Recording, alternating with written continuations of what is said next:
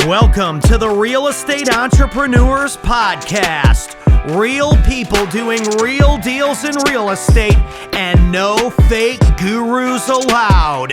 We bring you the best and the most real estate investors in the space. They'll be showing you the good, the bad, and the ugly of real estate investing. Like, share, subscribe, get notified. It's the Real Estate Entrepreneurs Podcast.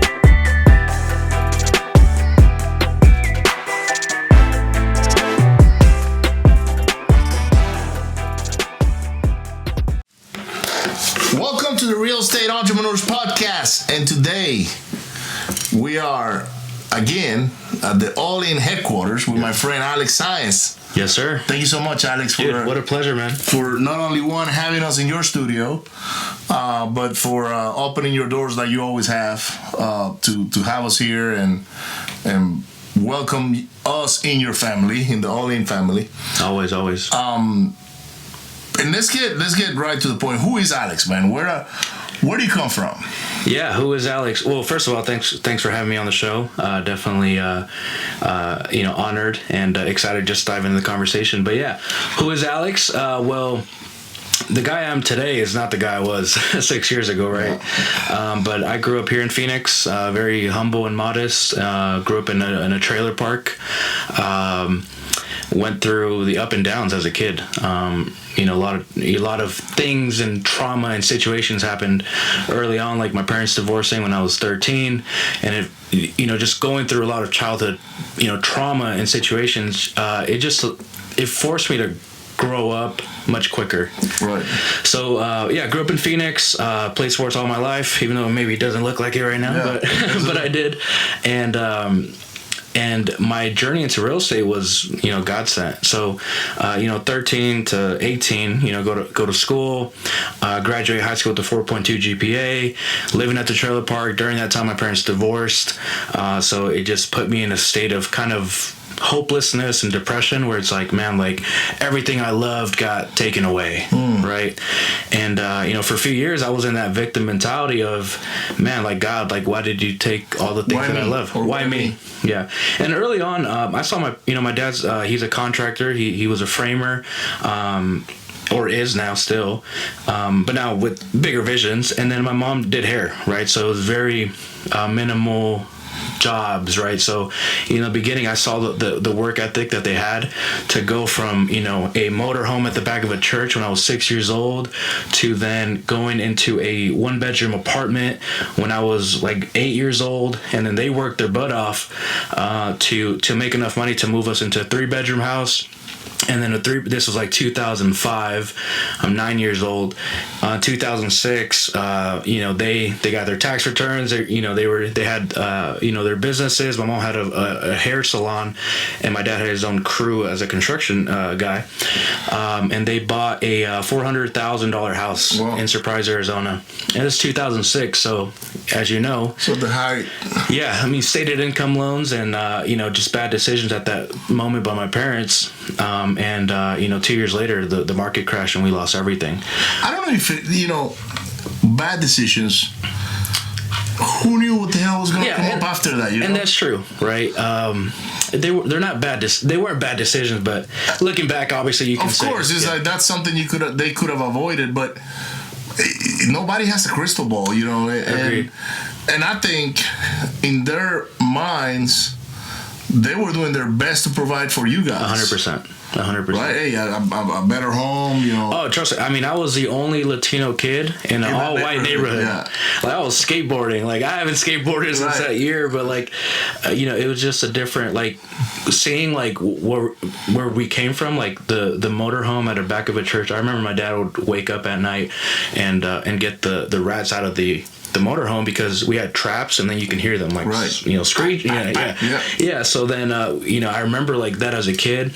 So going from that to a $400,000 house where I have a pool in the backyard, a trampoline, half court basketball court, like that was a dream, right? So then when the market crashed, everything just got stripped away. So we went from that. My parents got foreclosed on the house. We started renting, a house, but it happened like 4 times in a row where we would rent a house and then that house would get foreclosed on. Wow, yeah, because the guys people were just milking pocketing the money. They were milking the rent.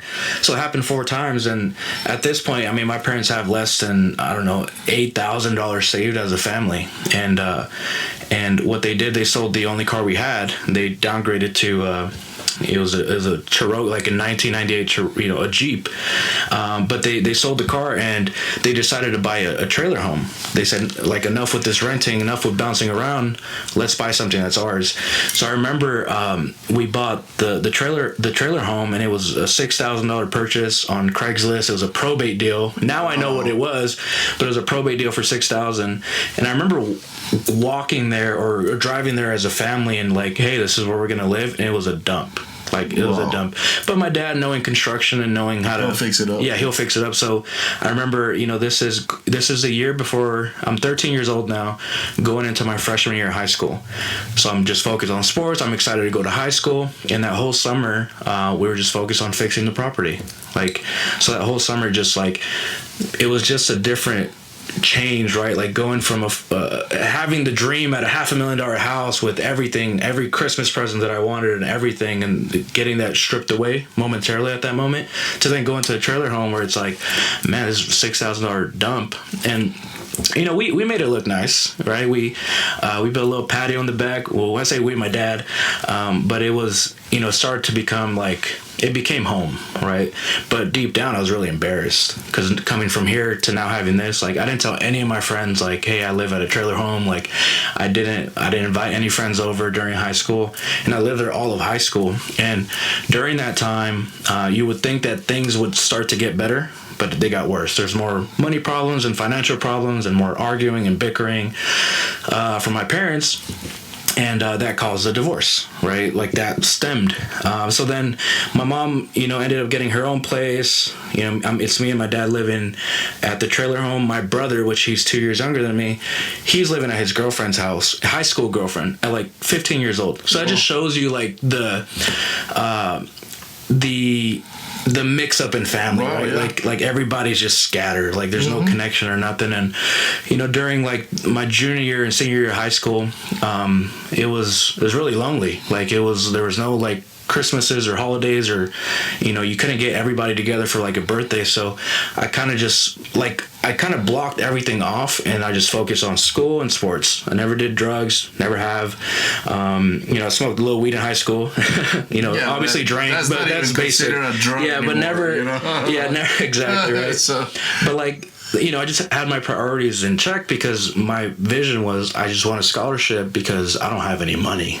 Like, I don't have any money for, like, my parents don't have money. Like, it is all, it all depends on the scholarship that I get. So let's focus on sports and that. And then by 18, I graduated high school. Me and my dad living together. That's where I came across real estate. Like, my buddy Jalen White, which, if you've been in the game a little long enough, he was an 18-year-old doing deals like 6 years ago. Wow. So he closed his first deal for $13,000. We go to the same high school. He's one of my best friends, and he shows me his bank account like 2 weeks before graduation. He shows me the bank account, $13,000, and I'm like, how? Like, immediately, like, how? Like, I have like $50 in my bank account. Like, how did you do it? And he said, wholesaling houses.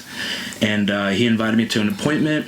I still think he invited me to the appointment because he was scared to go to the hood by himself. Okay. He's a small, white boy, and I grew up in the area that he was going on appointments, so add a little color, so he was safe. Right. But he invited me to the appointment, and he showed me the house that he made $13,000 with, and it just intrigued me. It was like no money down, wholesaling. And the first thing was like, man, is this illegal? Is this a scam? But I knew, and I was blessed enough to like know that the proof of concept was real. And I think that was a huge advantage for me. It's like, I knew that there was money at the end of it.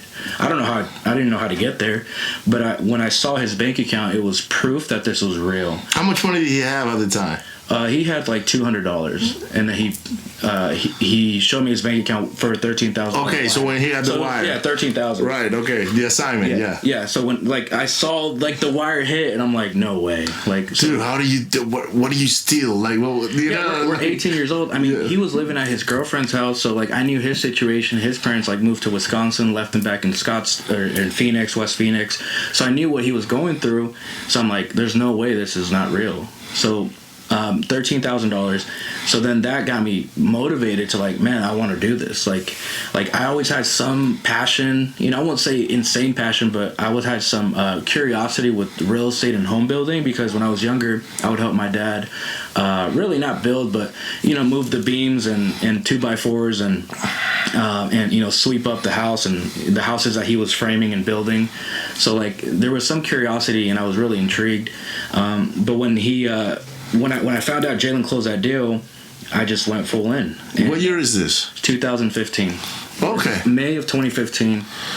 And Jalen closed that deal, and then he left to Poland for 3 months. So like my only like your mentor, my only like person that I know is doing it, like he left, right? He went to visit his grandma, and during that time, like I can't wait around, like I have to learn. So I started diving into YouTube, looking up Ron LeGrand. I came across Flipman, came across Sean Terry, and Sean Terry was who I was really connected with his method of teaching and his knowledge and his story. He's a great teacher, man. Yeah, absolutely. Yeah. So I learned really in the beginning just everything from Sean Terry, right? Like his, you know, Jalen had bought his course and he gave me access to his course, so I didn't have the money for all that. Yeah. I mean, $9.97 is a lot of money when you don't have money. I remember he threw his first Flip to Freedom event, and Jalen went, but I didn't have $197 for a ticket, so like I didn't go. Right.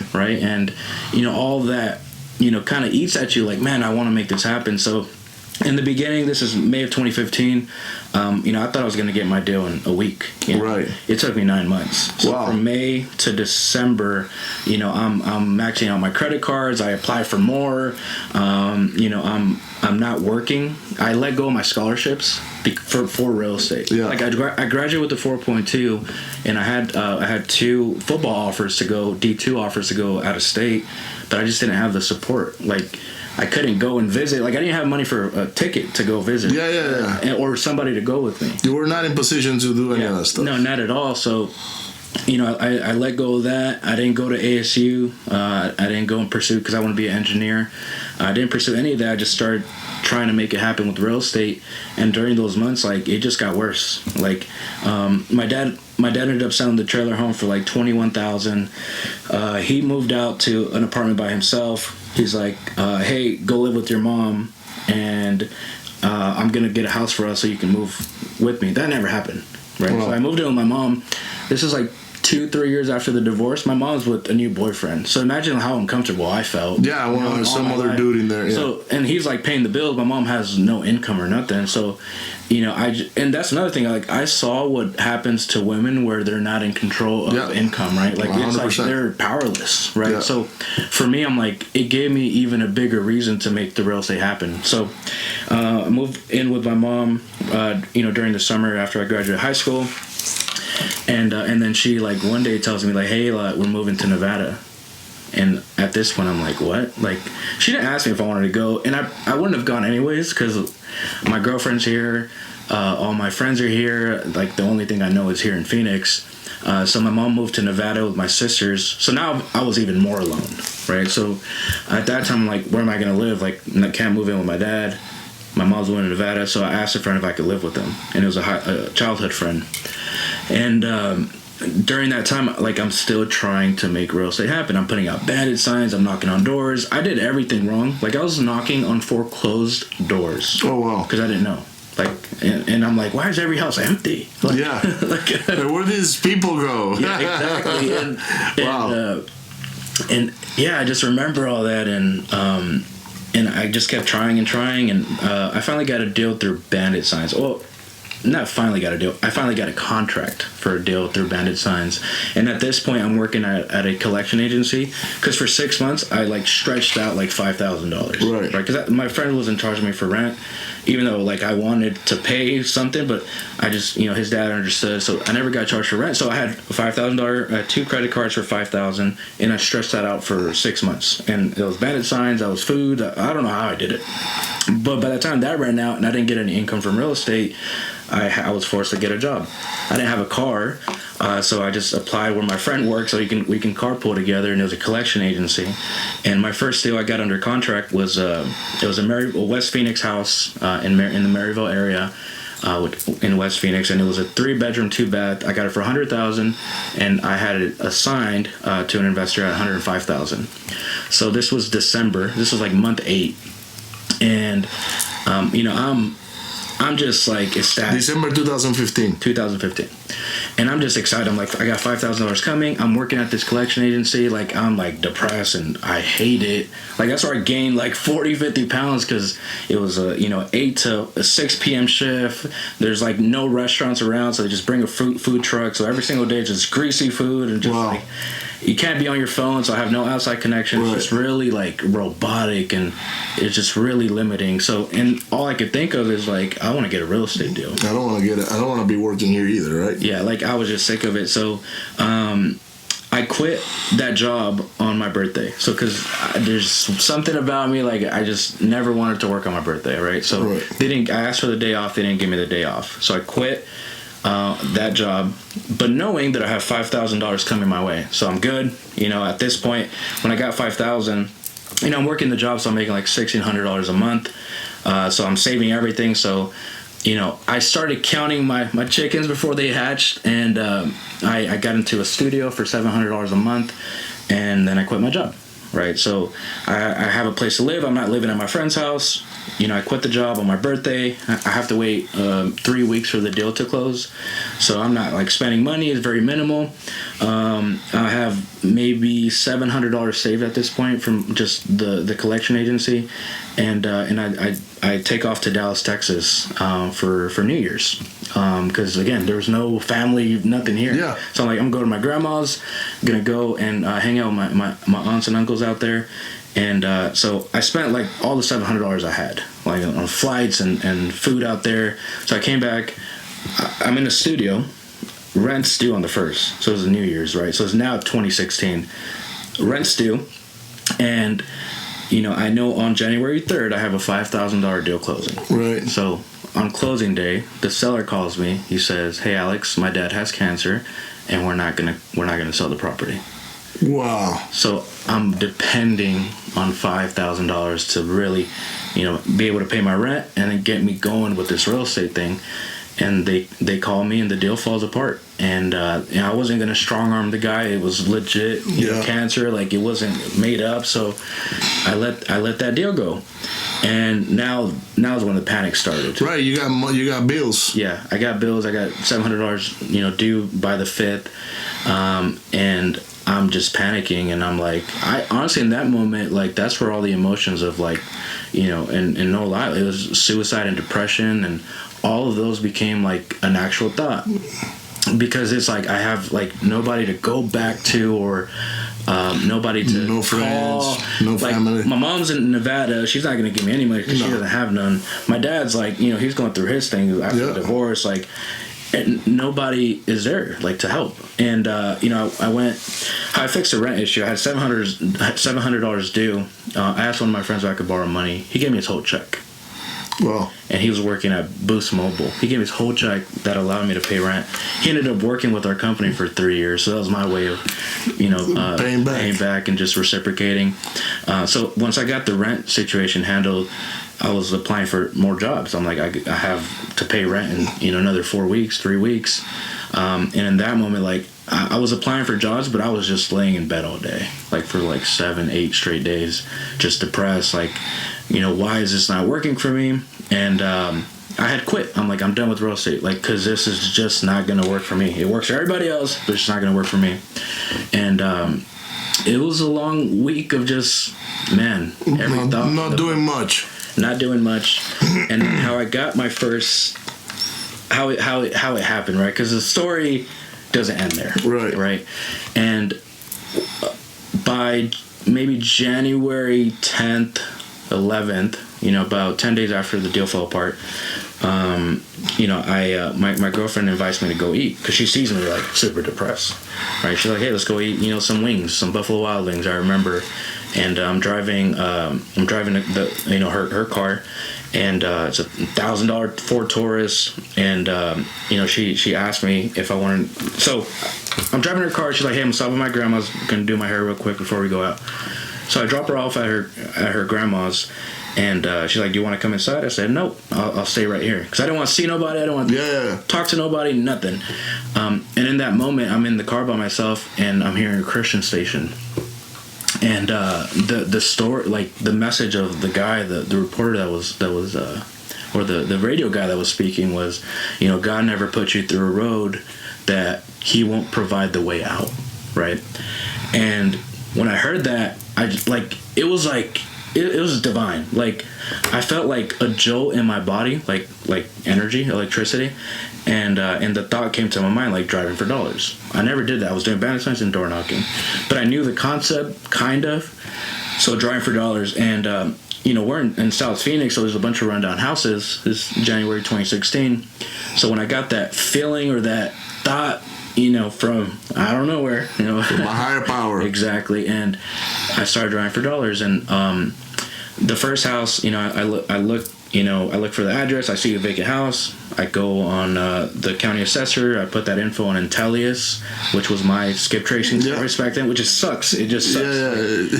Data, right? Yeah, but it gives you some information. Some information. Yeah. So the first two houses, I call, nothing.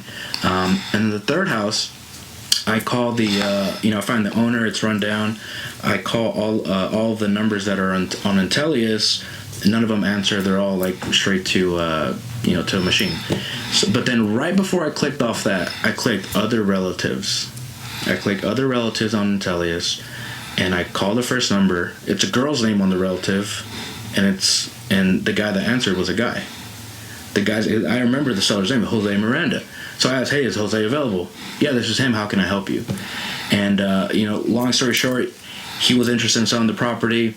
I messed up everything. I offered it was two houses that he was selling, and I offered him $50,000, and he hung up on me, right? Because I didn't know the values. I kind of knew, but I didn't. But long story short, I ended up negotiating the two houses for $92,000 for two houses, and now I had two contracts. I messed up the contracts. I sent him an option agreement, but going through YouTube, I found out how to do the contract. I signed the contract, got them both locked up for $92,000. I'm excited. I don't know if it's a deal or not. So I'm like, all right, what next? I didn't really know how to disposition the property, so I just logically thought, hey, people that have rentals in the area, they probably want to buy this house. Mm-hmm. So I called all the for rent signs in the area, let them know, hey, I have this, these two houses available. If you're interested, call me back. The next day, I'm in my studio, and it's one bedroom. It's like a hotel, really. And I'm watching ESPN. Some guy calls me. He's like, yeah, I got a missed call from you. I'm like, I didn't call nobody. Because I'm not wearing my investor hat at the time. I'm just you have the wrong number. And right before he hung up, I said, hey, who's calling? What do you do? He's like, oh, I'm a realtor. I also, fix and flip in the area. And I'm like, oh, I have two properties. Are you interested? He says yes. He's like, oh, I live down the street. I'll go check him out. He calls me back 30 minutes later. He says, how much? I didn't think that far ahead. And the first number that came up was $105,000. And he's like, done. So it was $92,000 to $105,000, $13,000, just like Jalen. It's insane. Well, the subconscious mind probably picked up that number from him, and you added it. You're right, easy. and I actually never thought about that. But this guy was legit. He closed 2 days later, all cash, and I had $13,000 in the bank. Wow! So that was my story, and I mean, before we move on here, it's from that, like, I was so afraid of going back to where I started. I just didn't squander the opportunity. So from there, invested into marketing. That first year I did 12 deals for $120,000, hired my first team members, hired cold callers. The next year we did 50 plus deals for $600,000 in revenue. And then the next year we do over 100 deals for, $1 million plus in wholesale fees. And ever since then, it's just been 100 plus, 100 plus, 100 plus. And I mean, now fast forward 5 years, 6 years almost now, 500-600 plus deals, and the future's just opened up because I just didn't give up. Wow. So at what point did you meet Carlos and Sal? So I met Carlos first, and this is my first year wholesaling. I'm like 4 or 5 deals in, and he posts on Facebook like we're fixing flippers, we're buying deals. I saw his last name, so I'm like, oh, there's another Latino, right? And so we connect on Facebook. We just just networking. Like we went to go eat dinner or lunch, I believe, one or the other. And then me and him talked, and that was that. And then a few months later, Jalen sold the deal to Carlos and Sal. And so now, like, everything kind of connected. So, like, we kind of knew who was who. But what really connected us, we went to an event in Washington, D.C. together. So this is, like, the first event I ever paid. And I remember I had, like, $12,000-$13,000 in the bank. Which event was this? This was a scaling event. I won't say the guy's name because he, but it was a scaling event in D.C. Okay. Yeah. And we all went to that, and I remember paying $5,000 for the event, and I had this was like I had maybe done like 3-4 deals, so that was a lot of money for me to be spending on that. But we all went to that event together, and we had a few days together, and after that it just kind of formed a relationship and a bond, and then when we came back, they took that information, they added their sauce to it, and they just took off. Like, they started hitting 6-figure months, like 2 months into after that event. And for me, like, I was 19 by then at that time, and I was overwhelmed. I'm like, I don't even know where to start. Right. I just keep doing what I'm doing, right? So for me, I didn't do anything for 6 months after that event. But then I'm like, and that event was specifically, we learned how to cold call. Mm-hmm. We learned about skip trace data, which was like, nobody was doing it 6 years ago. Official partnership where we threw an event together. So everybody was asking us, like, hey, this is year 2 for me, so we did $600K that year, so I'm posting HUDs and checks, and people are asking, like, hey, what are you doing, right? Like, and especially I'm 19, 20, so people are like even more intrigued. Carlos and Sal, they're doing 6-figure months at that time, so people are asking what they're doing, and so we just decided to throw an event. Like, people kept asking us, so we threw an event, and we set the date, we got the hotel. Not knowing if people would show up, we make a few posts on Facebook at the time. We didn't even have Instagrams, and we sell out the event in 2 weeks, all organic. 60 people. It was a 5K event. Whoa! So it was a 300K event, and when 60 people showed up, we gave them everything, like the entire blueprint. A month later, 2 months later, like, everybody's just blowing up. Like, I mean, everybody. Donnie, Keith, like, I mean. I can name so many people, and so many people that probably now have surpassed us on the real estate side. Some definitely have, but it just started. That was the start of All In. Wow, that's crazy. That's what, 2018 or 17? This is 2018. Early 2018. So it was after a year of us in the office, and it was June of 2018. In 2018. I was going through some shit, dude. Yeah, man. Because in 2017, I was at the top of my game on the fix and flips. Doing everything. Everything was working. Yeah, but so a hurricane came in and disrupted my business. And I remember in 2019, no, actually late 2018, Dennis, my business partner at the time, comes in and says, hey, man, what are we going to do about the office? It was like a 3,000 square foot building, kind of like half of this building, right. 2 stories, not as pretty because this was like in an older neighborhood, like more historic. But the whole building was wrapped around with we buy houses cash, And all I could think of at the time was the $5,000, rent. Wow. And I'm like, dude, we gotta give this up in January. Like, let's talk to the landlord and let's get rid of it, because when you're making a lot of money, $5,000 is nothing. But when it slows down, that's when it slows down, and for us, it didn't slow down. It's just that we had such a big hole on the flipping side that it didn't matter what we did. It's like anything we threw at it, it just disappeared. So that year we still made $2 million, and we didn't see a dime out of those $2 million. Wow, nothing. In 2017, we made $4 million. But we didn't keep a lot of the money because of the overhead was pretty high. That we did a lot of mailers, so our cost per acquisitions was just astronomical. So we made $4 million. Really, how much of that did we keep? And then how many partners was it? It was just me and Dennis. And then, but before that, I had 2 other partners on the fix and flip side and the rentals. Right. So it was 4 of us. But in the wholesaling side, it was just me and Dennis. Jose was in it for a little bit. But on the other side, on the asset side, it was 3 of us. And so I wish I would have known about the scaling event. About your event. Yeah. No, maybe not necessarily that event, but your event. Right. Because that's when I started dabbling more into wholesaling. I bought the 100K wholesaler course from Sean Terry. I remember that one. And man, and I'm an implementer, so I go through the course every morning. Okay, episode 10.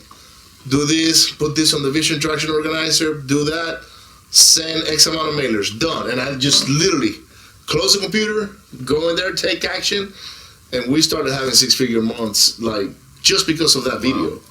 Just because of that video. Yeah, but yeah, Sean really gave it all. Yeah, I don't know how it is today because I haven't seen the newer version, but so you guys did that event.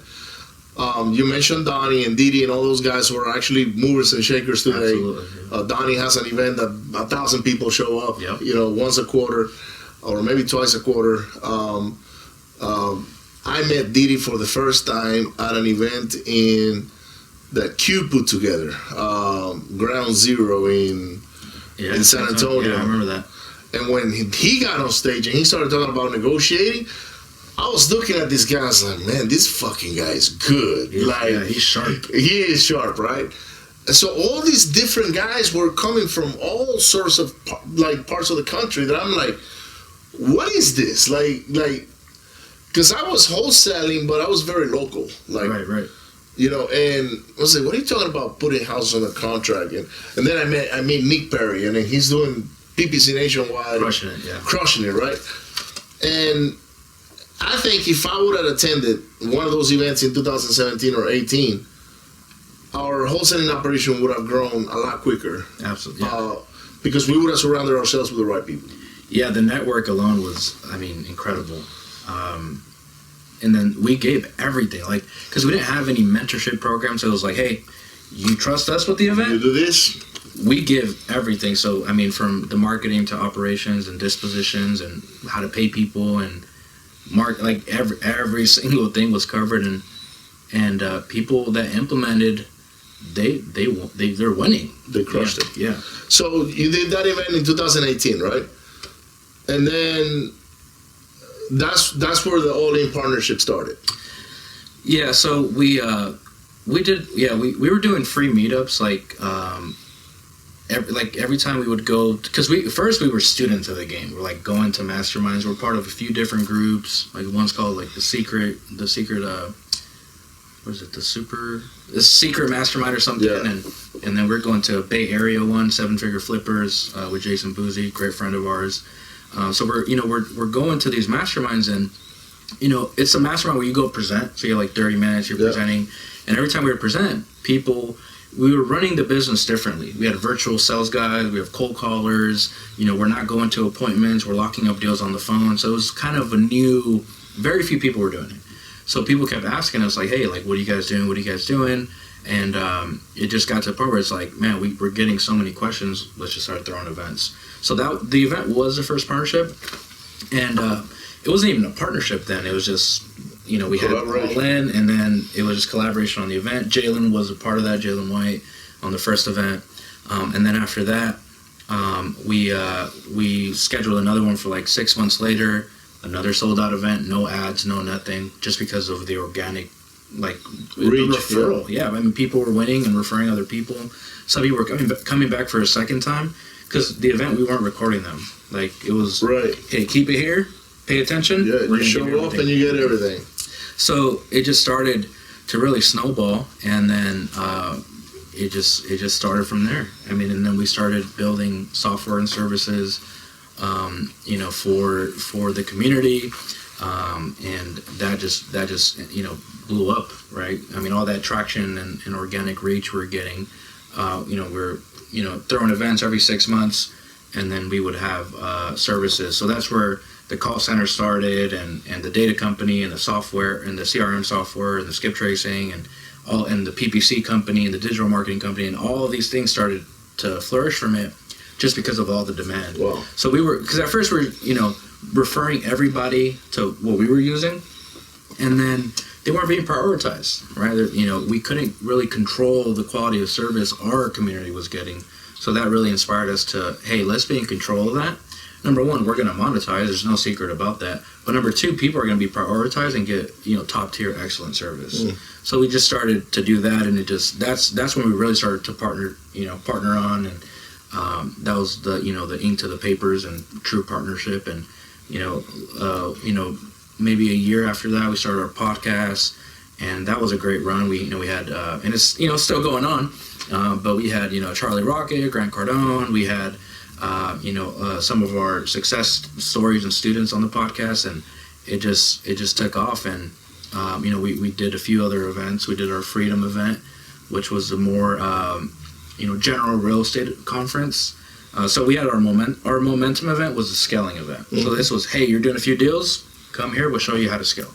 And then after that, we started getting a lot of questions like, hey, what about the people that don't know or that aren't doing deals? What about us little guys? Yeah, the newbies. Yeah, so that's when we started doing Freedom and creating some courses for the newbies, and it just snowballed. And I mean, so many things have happened from there. So what's going on today in your life? Like, what does your life look like business-wise? Business-wise, so still running my real estate operation. We're wholesaling 8 different states, buying everything in Phoenix. So any good deal, every good deal that we get, keeping it, and just repurposing it for long-term holds. Because that was one of the biggest mistake that I did early on was just wholesaling everything. I mean, if you had money in the bank from all these wholesale deals and just passing on properties, like, I mean, none of us really knew they were going to 10x in price, right? Right. But, just some silly deals. I mean, we got a $180,000 house for $30,000. Well, yeah. Right, and we wholesaled it for $90,000. So we made $60,000, but that was something I just could have kept. I had the money for it. Wasn't thinking long term. So now just, if we get a smoking deal, I just keep it. So, now the next phase for me is on the real estate side specifically is real estate developments. Really just that's where my target is. So, affordable housing, mixed use, commercial development. I'm around the right people. I have the right mentors now. This year I'm building 5 houses here in Phoenix, which I'm going to keep all of them. And some are going to be Airbnbs and some are just long-term rentals. So on the real estate side, that's been, priority. It's the wholesale. It's like an ATM, and then using those funds to either buy into and increase my portfolio, or now learn and develop, land, with commercial real estate. That's the real estate side, and that's like, I mean, maybe 20% of my time. Like, it's not my team's, running, efficiently. I have the right leaders and right SOPs and format. That's one part of it. The second part, where probably more of the time is now, is the all-in software and services that we're building. So we have 3 projects in development.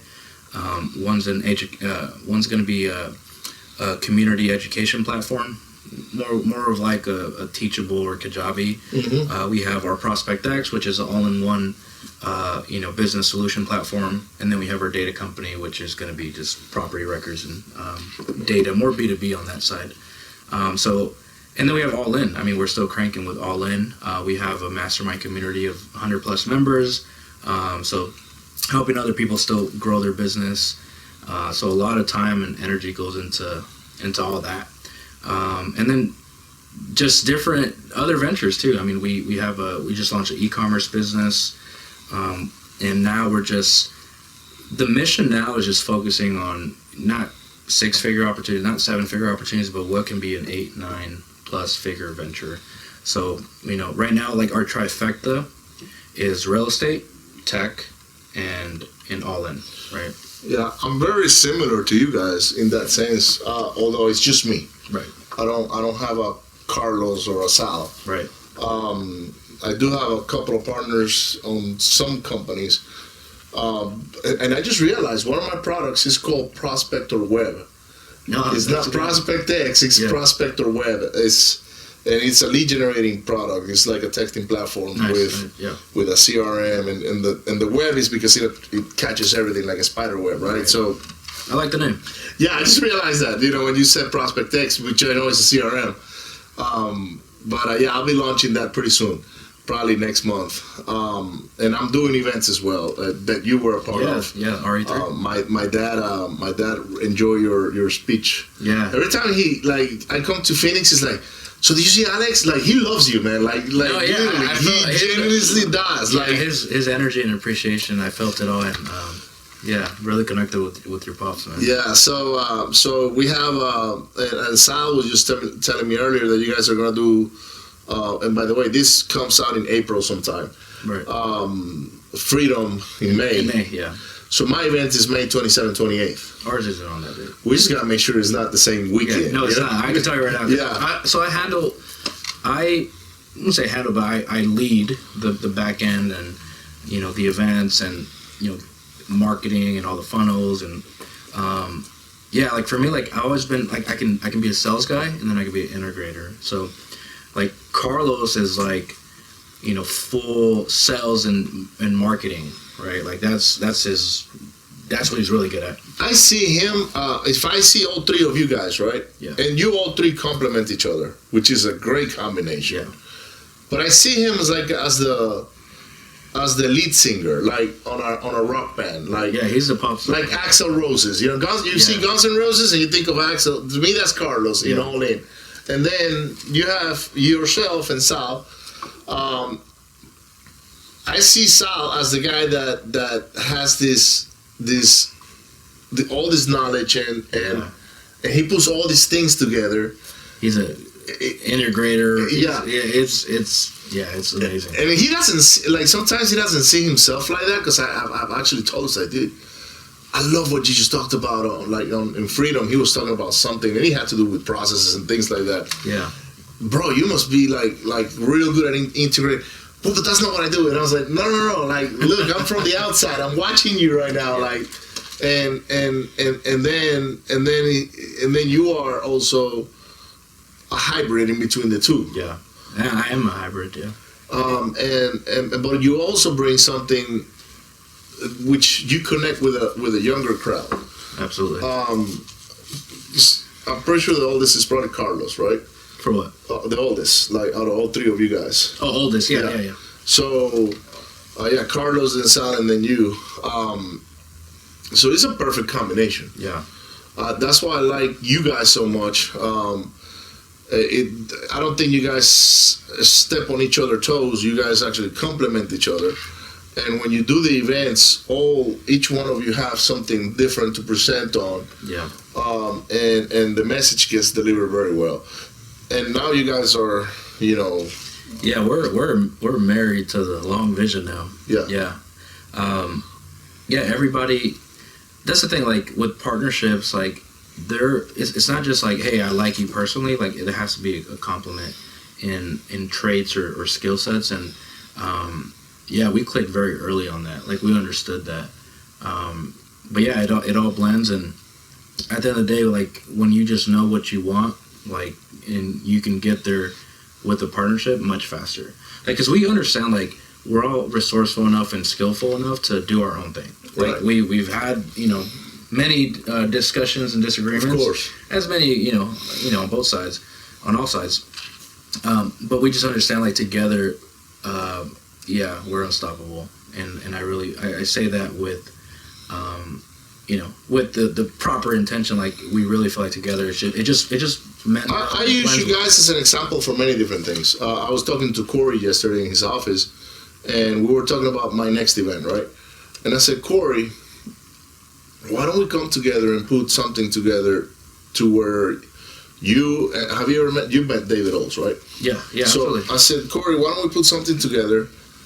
Originally, we wanted to include Nick, but his head is somewhere else right now. He wants to travel. He wants to, like, get in the oil and gas business now, and bought an oil rig, and so he's like, his path took him through a whole different trajectory. But I told Corey, I said, hey man, why don't we put something together, where we can collaborate on these events. I'm already doing the events. I'm gonna do the events with or without them. Yeah. Right.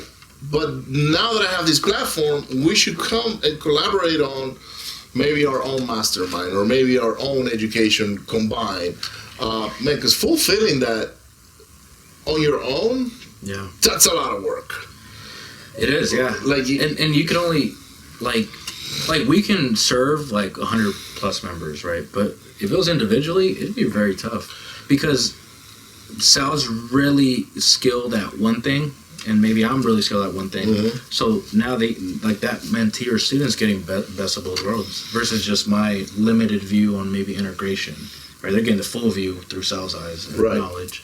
So yeah, I agree. Like if your one man show, fulfillment is tough. And then I think one guy that does it well is Sean Terry for sure, but he does a lot of strategic partnerships. And he's digital, he records everything, puts it on a platform, and these things sell over and over and over again. Yeah. He does the mastermind, but those masterminds are, he's been doing it for so long that it's sort of, I don't think it adds more to his plate. But fulfilling on your own. It could be a drain. I mean, as much as it's fulfilling, like it does, it requires some energy. No, a lot of time. So, what's next for you? Well, what's next is other than building the houses, right? Like building the houses, going, segueing into developments. Definitely want to, and I am just getting really knowledgeable with the land development space. But that's like my real estate, journey. But what's next is to scale these companies. I think we have the opportunity to really scale and exit something on the software side, and then just continue to build the brand and reach and help as many people as possible through that. It's just a win-win situation. So my energies right now is on big opportunities, the ones that we have, and to build those up, to build up departments and scale those babies up. Now, one thing I like about you, Alex, is all the work you do on the personal development side. Yeah. You learn a lot from doctors and these people that are at vibrating at a whole different level, right?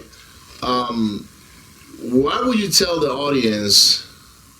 Because to me, success and all the good things that you guys have going on today, they have a lot to do with that preparation and that synergy in between you and your mentors, and Carlos and his mentors, and Sally and his mentors, right?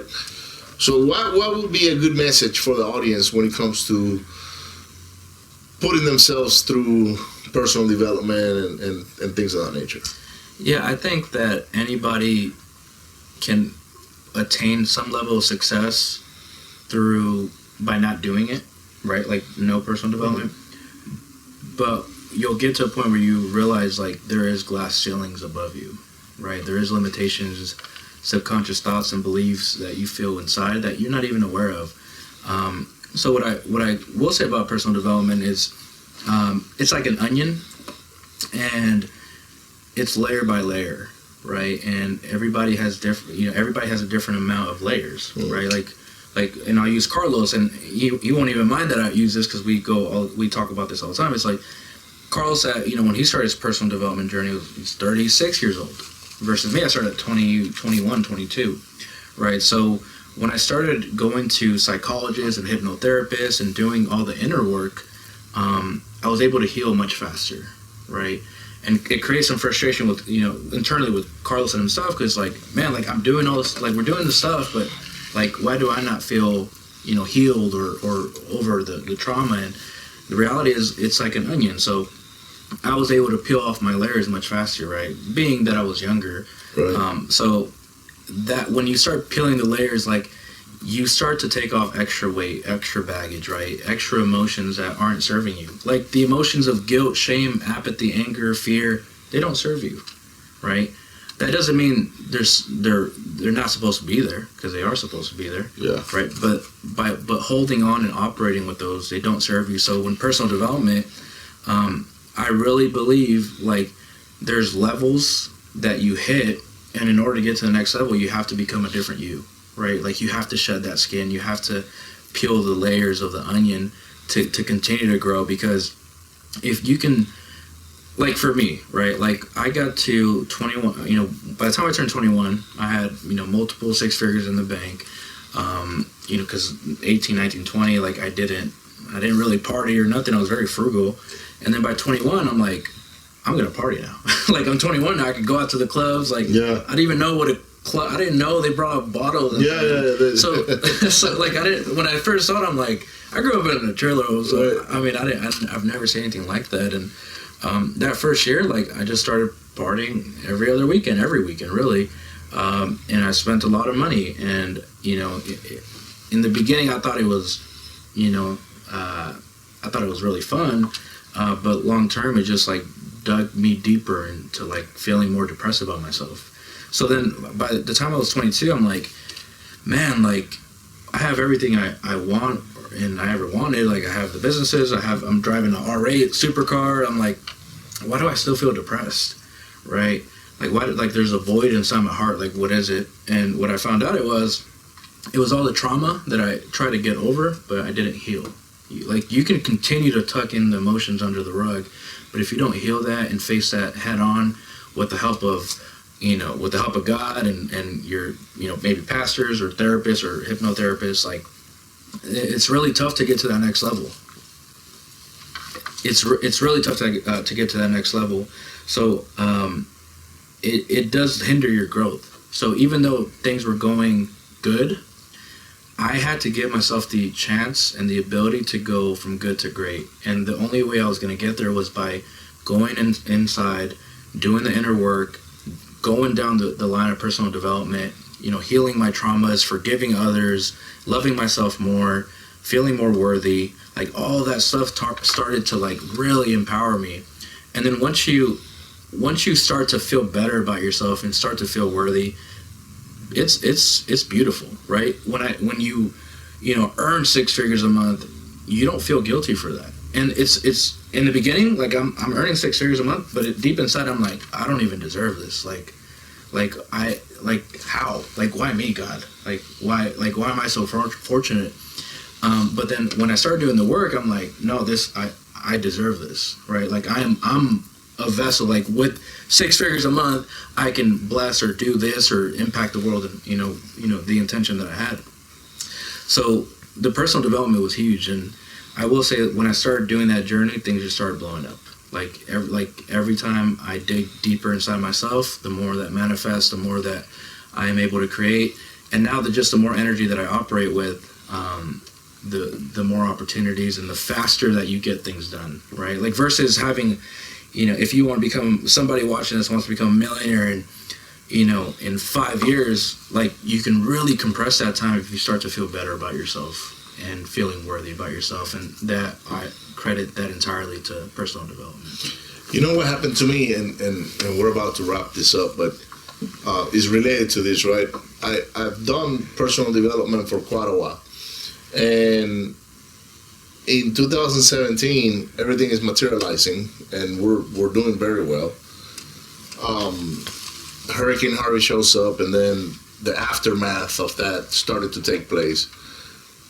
Sometime in 2019, and don't get me wrong, so I lost a lot of money. It was millions of dollars, and that took a toll on me financially. emotionally, what happened was that I started not feeling worthy of it anymore. And I remember being in my house, beautiful home, by the way. There's a family that's been blessed that they're living in now. I owner financed it to them. But I was in that living room, and I have if you would have seen my house, it had a lot of art, everywhere. But I'm looking around and I'm like, because I had hundreds of thousands of dollars hanging on the walls, literally. But I felt like I wasn't worthy anymore. I was like, what am I doing in this house? Right. And why are these expensive paintings hanging in there?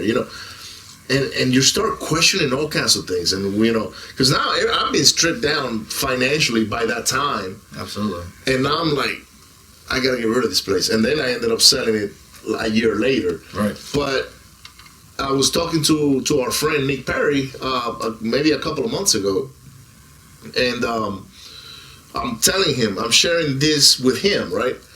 And he says, "How do you feel now?" And I was like, "Well, now it's like I'm back. Like I'm back to where I was, even before 2017."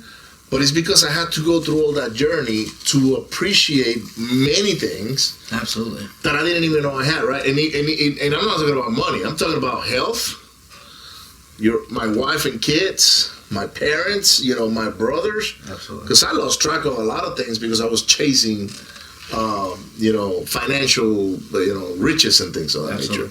So, but I know that you do a lot of self-development with like Joe Dispenza and you mentioned another doctor. Dr. George Pratt. Pratt, yeah. That was a huge blessing for me. I mean, actually, Nick has done some work with him too. All right. Yeah, so you start to find hacks, secrets, hacks, cheat codes. The more you talk to people, and especially growing up Latino and as in a minority, like. I was taught men don't cry, and I was taught that emotions are for women, and growing up, I always was really emotional, and I didn't realize until like a few years ago that was my greatest strength, the ability to feel emotions and use that as a weapon for creation, right? And yeah, I mean, from Dr. George Dispenza to Dr. George Pratt, I have other mentors that have come into my life in just magical ways and have allowed me to really be able to download what they know and how they think and their operation, their processes and how they function. But yeah, I highly encourage everybody to really dive in. And again, it's like an onion. It's a journey. And even the bad moments in my life, the trauma, the hurt, the depression, and all of that, like, I'm extremely grateful for it. Like, I wouldn't have it any other way, because all of that, all the emotions and the memories that I had, like the experiences, everything was for this, right?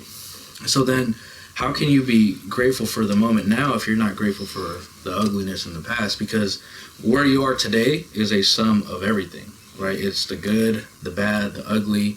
It's everything combined, which creates it whole, right? So like, you wouldn't, like, I never felt whole because I always looked at my past and trauma like a liability more than an asset. But that's really what makes you whole, just being grateful for it all. And then just understanding, like, everything that we go through, there's no losses, right? There's either winning or you learn. And I have that mindset now where even the moments, and I'm human still, and as we all are, and I feel emotions, and I feel whether it's somebody leaving this earth and family, or whatever the case may be, like, there's lessons to be learned in all of that. So just a different outlook, win or learn versus win or lose. Thank you so much, Alex. I appreciate you for your time, guys. Make sure you go to allinnation.com. Check out these guys. They got great events coming up this year. A bunch of services, products and services that they offer to all real estate investors. They have education. They have, just go check them out. If you're in Phoenix, Arizona, I don't know if you want to allow them to come into the office, but they have a beautiful building here. They allowed me to come and use their studio so we can do this podcast. And don't forget, May 27, 28, attendgrowth.com. Tickets are coming out pretty soon. Check out the website. We're going to have a sick-ass lineup, and I'm looking forward to see you there. Bye.